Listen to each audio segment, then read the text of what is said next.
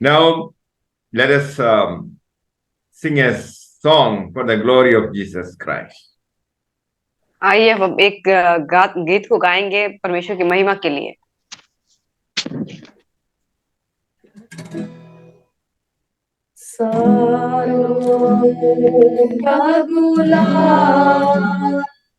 है तू मेरा मसीहा, चारों का गुलाम है तू मेरा मसीहा। तू मुझे जल देता जिससे मैं तृप्त हो जाता। तू मुझे जल देता जिससे मैं तृप्त हो जाता। तू है मेरा प्रिय और मैं तुझसे प्रेम करूंगा। तू है मेरा प्रिय और मैं तुझसे प्रेम करूंगा। तू मेरा सब कुछ है और मैं तेरे लिए जीऊंगा। तू मेरा सब कुछ है और मैं तेरे लिए जीऊंगा।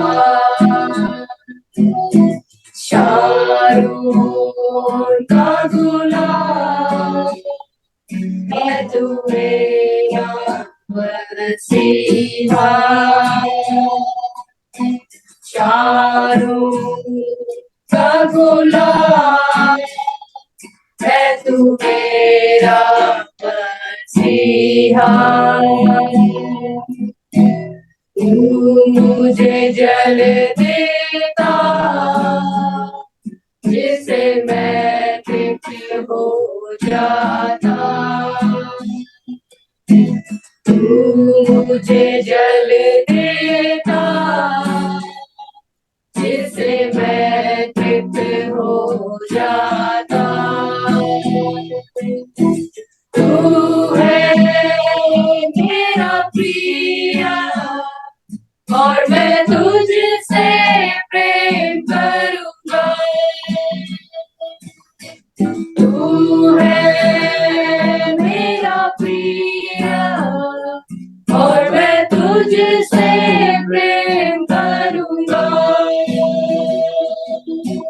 तू मेरा सब कुछ है और मैं तेरे लिए जीऊंगा। तू मेरा सब कुछ है और मैं तेरे लिए जीऊंगा।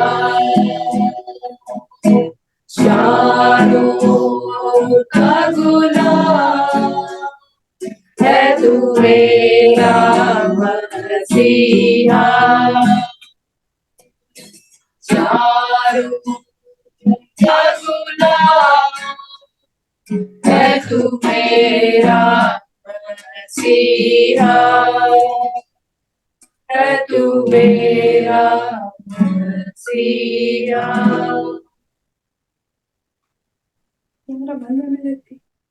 Welcome to this episode of Ebenezer Ministries. एवेंशन मिनिस्ट्री के इस एपिसोड में मैं आप सबका स्वागत करता हूँ। Greetings in the name of Jesus Christ of Nazareth. मैं आप सभी का यीशु मसीह के नाम से आप सबका अभिवंदन करता हूँ।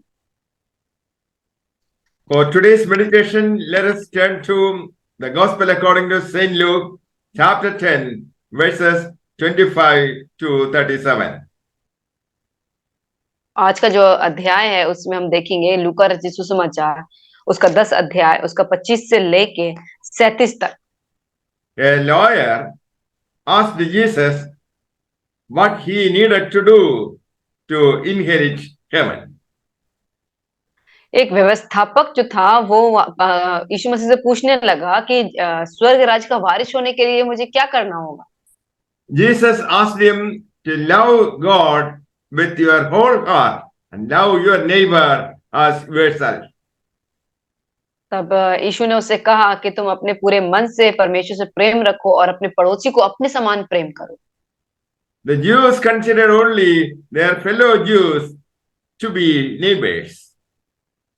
और यहूदी लोग ऐसे होते थे कि अपने सिर्फ यहूदी लोगों को ही अपना पड़ोसी मानते थे। To teach who his neighbor was, Jesus gave this illustration of the Good Samaritan. और उसे समझाने के लिए कि उसका पड़ोसी कौन है, प्रभु यीशु मसीह ने एक दृष्टांत में एक सामरी यात्री के बारे में उसको बताया। A Jew going on a trip from Jerusalem to Jericho was attacked by thieves. एक मनुष्य यरूशलेम से यरीहो को जा रहा था, डाकुओं ने उसको घेर कर उसके ऊपर अटैक किया। They stripped him of his clothes and money and beat him up and left him lying half dead beside the road. और उन डाकुओं ने उसके कपड़े उतारे, उसे मार पीट कर उसके जितने भी पैसे थे उसे छीन लिए और उसे एक मार्ग के किनारे उसको छोड़ गए। By chance, a Jewish priest came along, and when he saw the man lying there, he crossed to the other side of the road and passed him by. और उस रास्ते से एक याजक था जो कि खुद ही यहूदी था, उसे देखा और उसको देखकर रोड के दूसरे किनारे चला गया और उस पर कुछ भी दया नहीं की। A Jewish temple assistant walked over and looked at him lying there, but then went on. और इसी तरीके से एक लेवी इंसान भी वहां पे एक और आया जो उसने देखा, उसको देखते हुए भी फिर उसको पार करके चला गया। But a despised Samaritan came along, and when he saw him, he felt deep pity. लेकिन एक सामरी यात्री जब वहां से गुजर रहा था, उसने उस जख्मी इंसान को देखा, उस पर उसने तरस खाया। Kneeling beside him, the Samaritan soothed his wounds with medicine and bandaged him. और उस सामरी यात्री ने उस घुटने पे बल में आके उसके पास बैठा और उसके घावों को उसने साफ किया और उसके पट्टियां बांधी। The Samaritan soothed his wounds with medicine and bandaged them. और उस सामरी यात्री ने उसके घावों को साफ किया, उसे पोंछा और उसके बाद उसे पट्टियां बांधी। Then he put the man on his donkey and walked along beside him till they came to an inn where he nursed him through the night. और उसने फिर उस सवारी पर उस जिससे वो आ रहा था उस गधे पर उसने उसको चढ़ाया और उसे लेके गया जहाँ पे वो रुका हुआ था, उस सराय में उसको जगह दी। The next day he handed the innkeeper two $20 bills and told him to take care of the man. और उसके दूसरे दिन उसने 2 दिनार उस सराय के मालिक को दिया और उसे कहा कि इसकी देखभाल करना। If his bill runs higher than that, he said, I will pay the difference the next time I'm here. और उसने कहा कि अगर उसके खर्चे और भी ज्यादा हो जाएं तो वापस लौटने पर मैं उसको भर दूंगा। Now, which of these three would you say was a neighbor to the victim? और तब यीशु ने उससे पूछा कि इन तीनों में से उसका पड़ोसी कौन है उस घायल व्यक्ति का। The man replied, the one who showed him some pity. तब उस इंसान ने उस यीशु से कहा कि वही जिसने उस पर दया की। Then Jesus said, yes, now go and do the same. तब यीशु ने उससे कहा कि अब तुम जाओ और ऐसा ही तुम भी करो। Dear friends, those who chase earthly pleasure and things of the world and no fear of God will find themselves spiritually bankrupt. और मेरे प्यारे मित्रों, जो इस संसार की चीजों के पीछे भागते हैं और केवल उसी में ही खोए रहते हैं, वो लोग अंदर से आत्मिक रूप से वो कंगाल होते हैं। The Bible says God is love. और जैसे बाइबल बताती है जो परमेश्वर है वो प्यार है। We should love the Lord with all our heart. और हमें जो है परमेश्वर पिता से अपने पूरे हृदय से प्रेम करना चाहिए। We should also love our neighbors. और हमें अपने पड़ोसी से भी प्रेम करना चाहिए। The character of Jesus Christ should be manifested through the life of every believer. और जो प्रभु यीशु मसीह का जो जो चरित्र था, उसका चरित्र वो हम हर विश्वासी के अंदर से हमें दिखना चाहिए। Helping a person who is wounded by the thieves is inconvenient. और जो उस इंसान की मदद करना जो डाकुओं के द्वारा घायल किया गया, वो इतना भी कन्वीनियंट नहीं था। It's an opportunity for the believer to show the love and compassion of Jesus Christ. और लेकिन ये एक बहुत ही सौभाग्य की बात है एक विश्वासी के लिए कि वो अपने प्रेम, अपनी दया को वो दिखा सकता है। Jesus wants us to do the commandments in our life. और परमेश्वर चाहता है कि हम अपने जीवन में जो वाचाएं हैं उनको हम पूरा करें। So we have the word of God, we have the law of God. और हमारे पास परमेश्वर के वचन है, हमारे पास परमेश्वर का प्रेम है। So whatever be the cost, we should be prepared to implement it. और तो जो कुछ भी उसकी कीमत क्यों ना हो, हमें तैयार होना चाहिए उसको पूरा करने के लिए। In Matthew chapter 10 verse 38 we read, if you refuse to take up your cross and follow me, you are not worthy of being mine. और मत्ती सुसमाचार उसका 10 अध्याय में हम 38 को देखते हैं, और जो अपना क्रूस लेकर मेरे पीछे ना चले वह मेरे योग्य नहीं। So cross represents suffering. तो जो क्रूस है वो दिखाता है कि जो हमारी सफरिंग को दिखाता है, हमारे दर्द तकलीफ को दिखाता है। So in this world, a Christian is daily dying. और इस संसार में एक जो मसीही जीवन होता है वो हर दिन का मरना है। So that is the meaning of taking up the cross.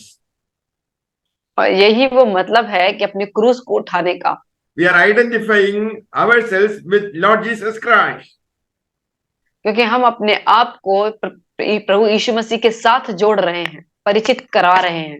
Jesus was crucified and beaten for our sins.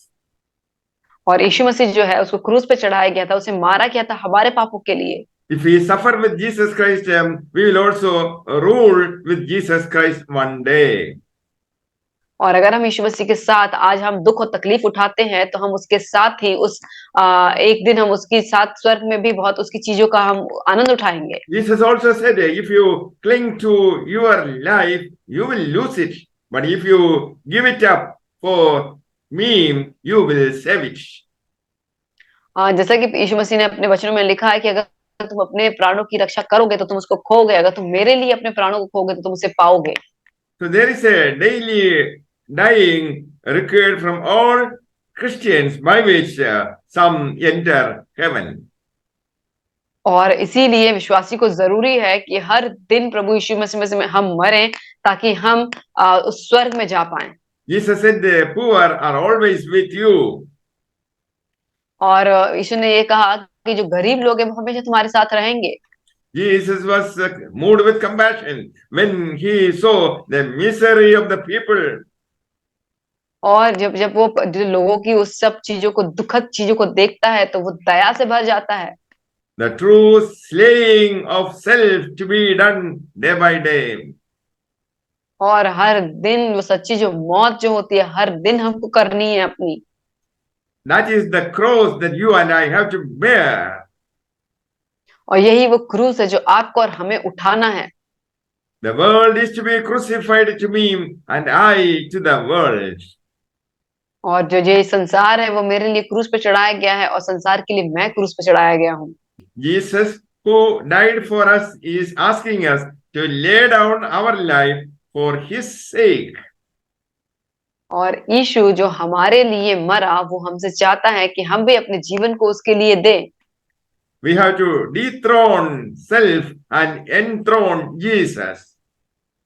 और हमें जो है अपने आप का हमें त्याग करना है और यीशु को अपने अंदर लेना है। Allow Jesus Christ to control your life.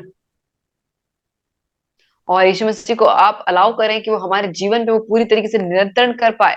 And we have to enter the kingdom of God through much suffering. और हमें जो है बहुत दुख और तकलीफ उठा के ही स्वर्ग राज्य में हम प्रवेश कर पाएंगे। Tribulation, distress, and persecution cannot take away God's love to them. और जितने भी हमारी ताड़नाएं हैं, परेशानी है, दुख है, कलेश है, वो हमको परमेश्वर के प्रेम से अलग नहीं कर सकते। These things cannot discourage a believer to love God. और ये सारी चीजें जो हैं एक विश्वासी को निराश नहीं कर सकती कि हम परमेश्वर से प्रेम ना करें। The message is that he that is willing to risk or lose his comfort and life here for Jesus' sake shall find life everlasting. और यहाँ के इस मैसेज का मतलब ये है कि जो इस संसार में आज अपने इतनी भी सुख और समृद्धि है, जितनी भी उसकी ऐशो आराम है, अगर उसको रिस्क पे लगाता है तो कल को वो स्वर्ग में भी मेरे साथ जब रहेगा तो एक नई जिंदगी को पाएगा। So every believer has to come out of the comfort zone. और हर विश्वासी को ये जरूरी है कि अपने ऐशो आराम से वो बाहर आए। You and I have to suffer when we witness Jesus Christ. और जब हम यीशु मसीह के लिए जब हम गवाह बनते हैं तो हमें वो सफरिंग झेलना ही पड़ता है। So every day we undergo some afflictions in life. और हर दिन हम अपने जीवन में कुछ ना कुछ दुख और तकलीफ से होके गुजरते ही हैं।